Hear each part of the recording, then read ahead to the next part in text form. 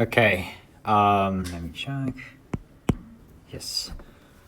So without further ado, welcome everyone. So this is officially the last session of this course. So today, since next week we will not have the normal tutorial sessions as we have like this week, I will also briefly talk about some exercises and points for the final problem set. And specifically today, I'd like to talk about mainly graph databases, Neo4j, for example, the data models, some design principles, querying, indexing, and grouping as well, in comparison with relational databases. And also I will touch upon RDF. And finally, we will end with some grouping options in SQL. Specifically, we'll talk about grouping sets, cube, and rollup. Okay, already. So this is what we've been discussing, right? First, we talked about the old day relational databases like Postgres, SQL, MySQL, and we've talked about normal forms in previous sessions. And then we talked about key-value stores, in this case, Dynamo, right? We also discuss how logical clocks can help us in key-value stores, distributed scenarios. And we talked about Y-column stores, for example, HBase. And also we discussed the advantages and disadvantages of using document stores, right? In our case, it's MongoDB. And yes, we today introduce another database, graph databases, and we will talk about Neo4j. And as usual, I will first motivate why we need yet another database, right? So as always, we have the kind of technology we're using depends on the workloads we are having, right? So specifically Neo4j is, or any kind of graph databases are designed for so-called those graphy workloads, right? For example, in the old days, I'm not sure if you still remember, we had Facebook, right? And you can search, for example, sushi restaurants and in New York that your friends like. And for this kind of queries and social networks, for example, it's much easier to model and to query using graph databases, right? Because it really boils down to these hops or relationships, right? These are the kind of relationships we typically have in a graph, right? So relationships. And this kind of relationships, if you can recall, is modeled by joins, right? So in old day relational databases, if you want to model the relationships, you need to use joins in RDBMS. But this is very expensive, right? That's why we've introduced technologies like document stores, where we use nesting to instead of joins, right? Here, because whenever you want to compute a hop, right? So I want to, my friends, Tom, maybe 3 hops away, and then I want to cut it from there, right? I don't want to go deeper into my social network because the information might not be relevant anymore, right? So computing this kind of hops at runtime is quite expensive. And as we've talked about previously, CPUs or GPUs, those computing machines are really monetizing devices. We don't want to do this kind of repetitive workloads, or sorry, operations. So this could be very expensive. And Neo4j or graph databases really provides an feasible alternative for this kind of workloads to be more efficient, to be more efficiently modeled and queried. Okay. And so for the data model, it's quite simple, right? Like it's not as efficient sometimes, but it really intends to be as intuitive as possible, right? So maybe you would have a whiteboard session where you model the data, talking to your customer, right? This is from the movie data set you've played around with, and you want to draw your data model as you speak, and then create a database on the fly, right? This should be very intuitive and very efficient. And I think one slide I stole from the lecture, which is very intuitive as to the mapping between the graph database data model and the traditional relational database tables, right? So in this case, just to quickly reiterate, here we have the nodes, edges, or vertex. You have these labels, right? And these labels, oops, if I can spell, these labels are nothing but tables, right? So the scientist basically is just a table in relational databases. And it's just a way of grouping the records or the tuples.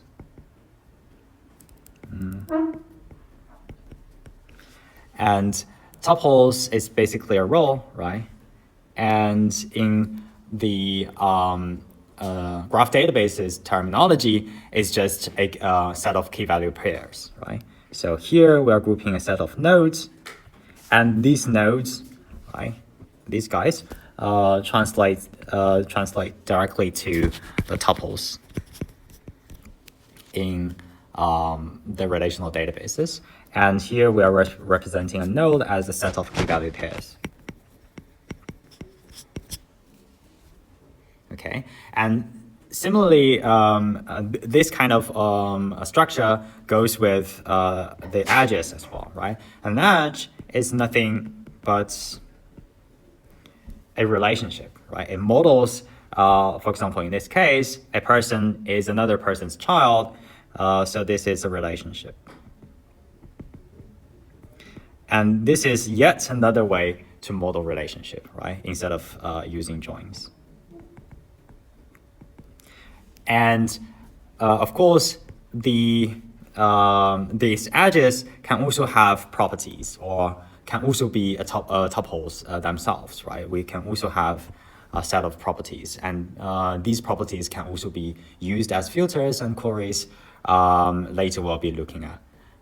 So it's quite flexible, but at the end of the day, it's just another way of modeling the same data. Okay.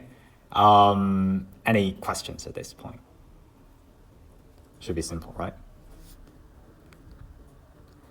Next, I will briefly talk about the system design of Neo4j. So I stole another picture from the lecture. I think it's very intuitive. What's similar between MongoDB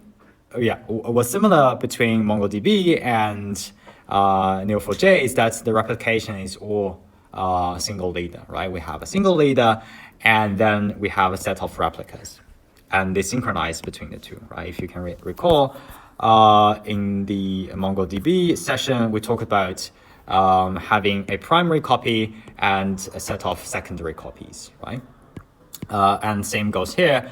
The thing different is that for MongoDB, if you can recall, it's eventually consistent.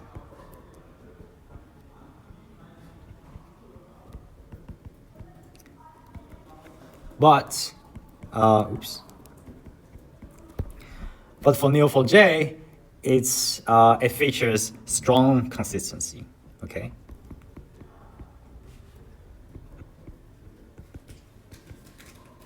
So a set of transactions, it can have megabytes of transactions of a transaction, but it's either done or not done, right? It's a binary choice, and it adheres to the ACID property.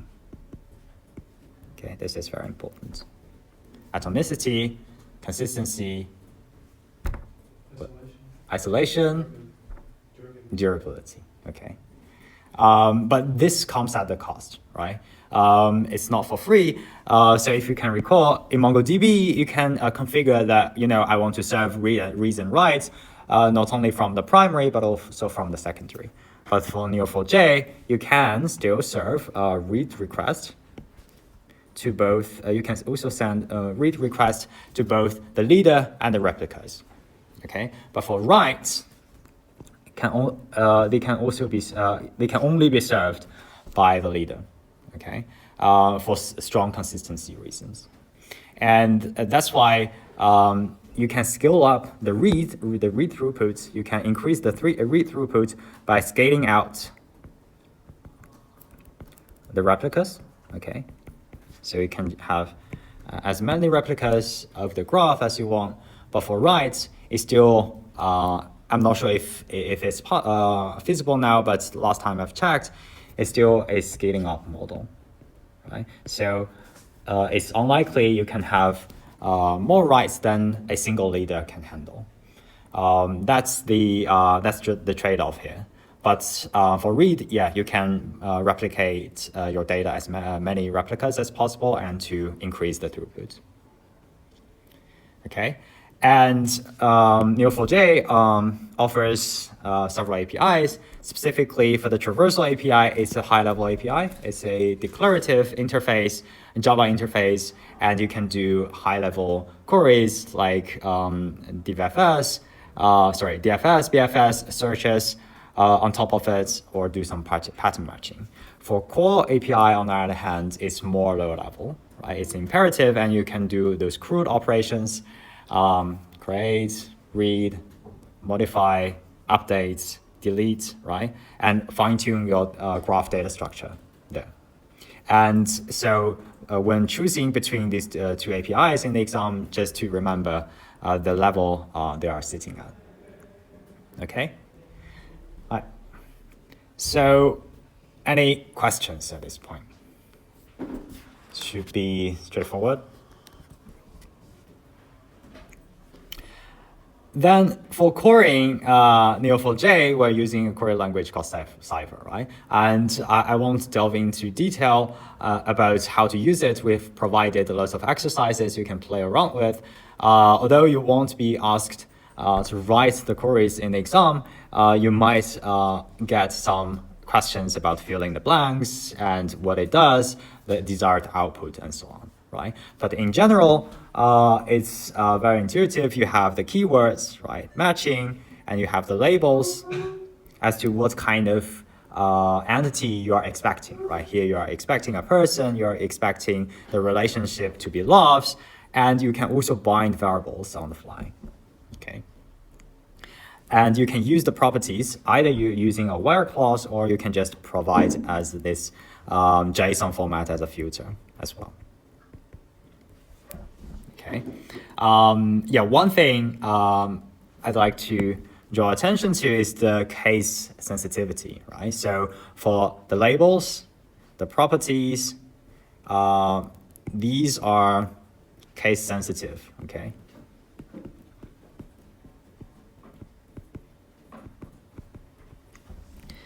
And for these keywords, they are case insensitive. Oops, can do better than that.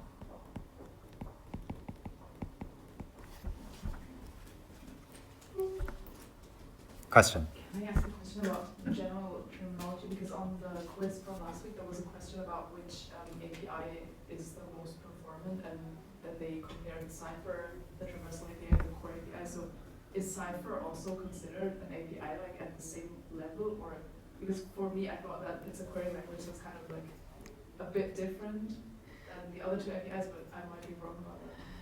Yeah, so yeah, thanks for the question. I have to say, in the exam, we need to be much clearer as to what we are referring to. And I think, so Cypher, in my opinion, I totally agree. It should be a core language. And these two, for example, traversal and core APIs, they are typically Java APIs you can use in your code and so on. But yeah, we'll be very specific in the exam as to what we are asking. And they serve different use cases. But I think that question was a bit ambiguous. I agree, yeah. But typically, we'll be comparing traversal API, the traverse API, and the core API. Yeah, Cypher would be more or less on the querying side. Yeah. Okay. Next, one interesting I'd like to talk about is the indexing. So although in Neo4j, you also have a bunch of indexing options, you can specify the constraints like unique, existence constraints, but they serve, the indices serve different purposes compared to the relational databases, right? So if you can recall, in the relational databases, we have the index, we have the relation, we have two tables, right? If we the index in relational databases is really to serve as like a table or a convenient lookup point for joining two tables, right? So here we have the primary keys and we have the foreign keys. And to join these two tables, we just look up the index to see where they are, and then we can join the records very efficiently, right? So these are indices are really for joins, efficient joins. But for Neo4j, on the other hand, it's a different story. So Neo4j technically, but not technically, or you can still do joins, but you really need to work really hard to break the design paradigm of Neo4j in order to do joins, because that would be an so-called anti-schema, right? Typically, you wouldn't do join in Neo4j. So for Neo4j, all you need to do is to do traversal. So the indices you create is for finding the starting point of that path. So in this case, I want to traverse, for example, find a node, for example, 1990, then I will traverse the index, find the location of the starting node, and go from there. All right, so here, the index, the purpose of the index is really to find the starting point.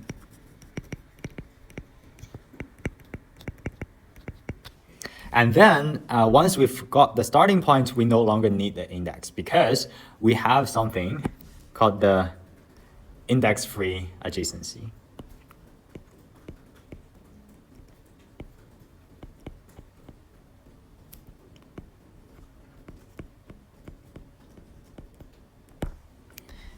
And what this means, this is just a fancy name for storing the pointers of the neighboring nodes within the node itself, right? When you're loading a node into the memory, you're also loading a bunch of pointers or fat pointers pointing to the location in the DRAM or on disk, okay? And then you can traverse this graph, traverse all the nodes without relying on the indices anymore, okay?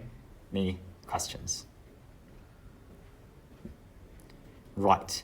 And because of the different utilization of indices, they are like in some cases it's more efficient using relational databases, and some cases, for example, you want to find the shortest path or have a limitation of the number of hops you want to traverse, then in these cases, Neo4j or this index-free adjacency would be more efficient, okay?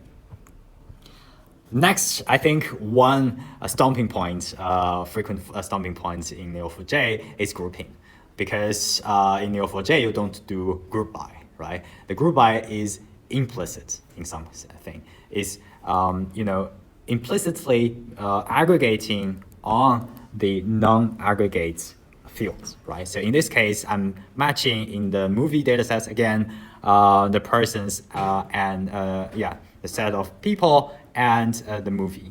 And in this case, I'm aggregating implicitly by this field, person's name, and followed by the aggregation field, okay?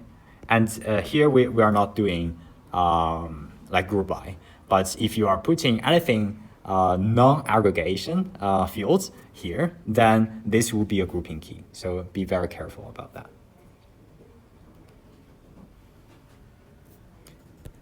Okay. For RDF, I only have two things to point out for the exam. For RDF, you're supposed to be familiar with the total syntax, right, which is the simplest one among a bunch of others.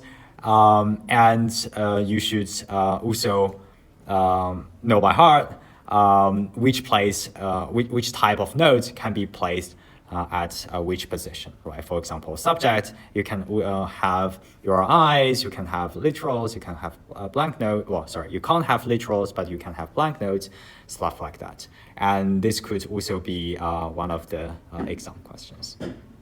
Okay, but that's typically all you need to do. But RDF is actually quite useful in general in real world for building knowledge graphs. For example, Microsoft knowledge graphs, or transferring from Neo4j graph representation to another graph database, and this is regulated by WC3s. Okay, so they have a international standard. You can transfer different graph representations. It's actually in practice very practical. Okay, but yeah, for the exam there is not much I'd like to talk about. Okay, and next I'd like to any questions? Nope. Is the RDF part will be included in the practice part in examination? Right, so you won't be required to write any queries like Sparkle. You don't need to know exactly how to write those queries by hand. But still you need to be familiar with the syntax, for example, how to represent variables, the kind of return values, stuff like that. But it should be more or less on the surface of it. Yeah. Great. Next, so this would be technically the contents of next session, right? But we don't have the next session, so I'd like to briefly give you some examples to talk about I typically call it the aggregation leveling, right? So in this case, we have a table. For example, I've created a table called brand, and it has three attributes, right? Brand, segment, quantity. And what I wanted to do is that I want to aggregate at different levels, right? Think of it as an Excel sheet where I want to aggregate first by brand, right? And then I want to aggregate by segment to get the values, and then I want to have a grand total at the end, right? And to achieve this, you have several options, right? To aggregate by by different levels. First, you can do this manual grouping, right? What you can do is that, well, you can write one group query for each level, right? So in this case, I first need to group by both of them. And then I group by band, group by segment, and then I do a grand a grand total. And one thing you should pay attention to is that the value being aggregated over should be left out, right? So for example, in this case, I'm aggregating over a segment, then this should be left out. So you leave out the aggregated fields. And you just put a null there, okay? And then you union all the queries. So every query represents one level. And alternatively, what you can do, these are, you can use something called grouping set in PostgreSQL.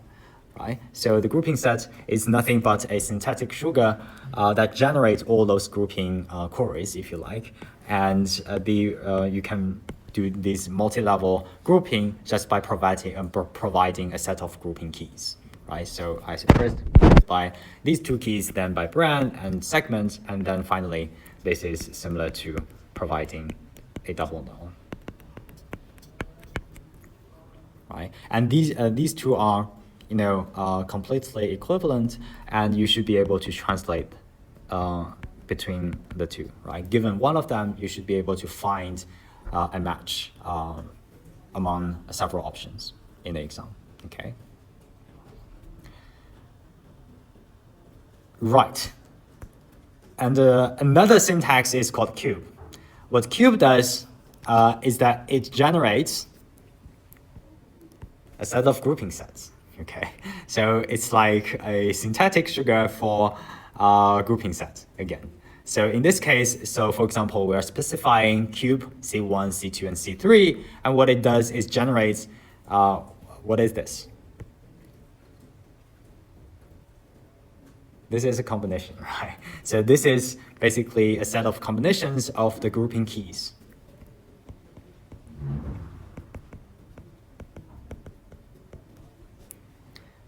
And then the syntax will be, you select all the fields, right? You don't leave any of them out.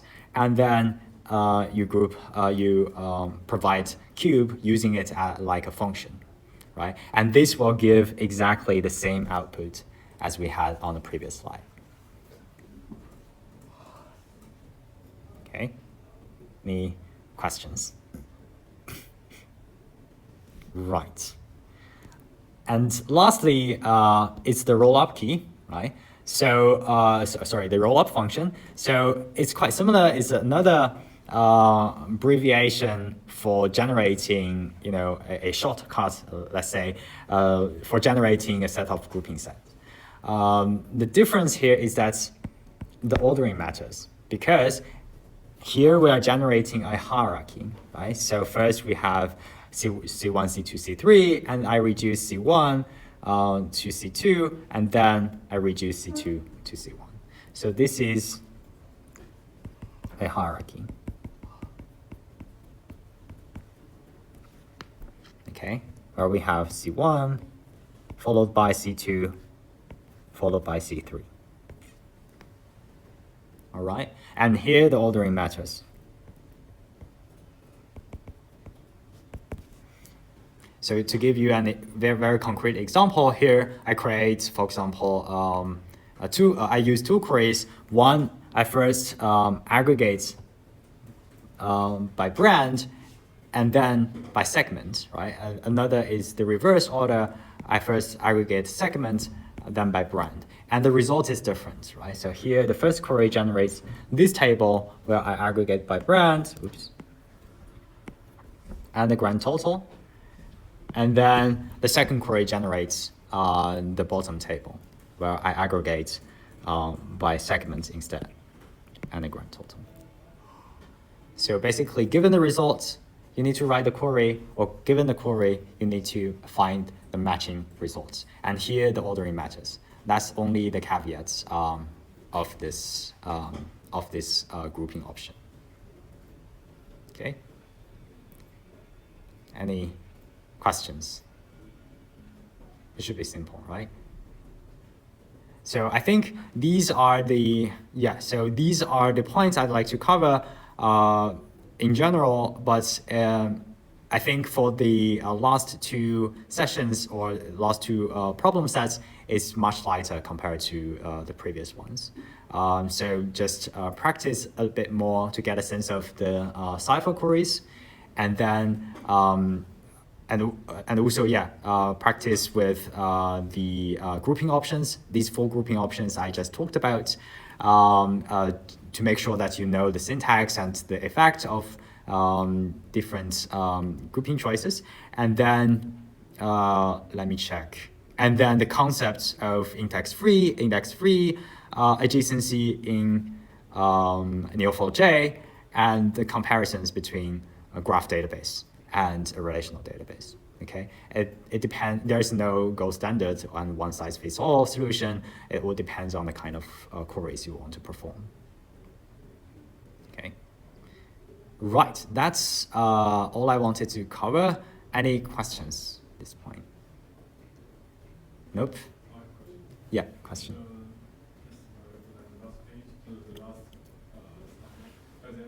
Here.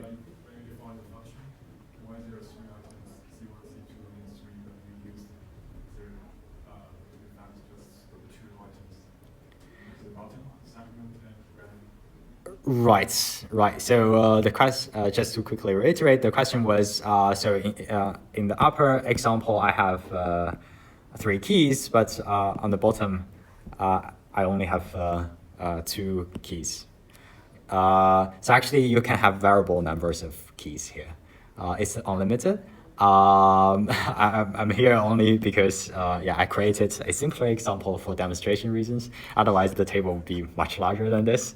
And yes, actually, it's unlimited. This is just for demonstration. And I will upload the nodes. As usual, feel free to check it out. And that's it, guys. That's the end of the session. We've got an hour back. I will stick around for any remaining questions. But it's been a great journey with you guys. Glad you guys made it to the last session. And good luck with the final exam. Okay, feel free to ping me anytime you have any questions by email on Moodle. And we can discuss further. Okay, thanks a lot.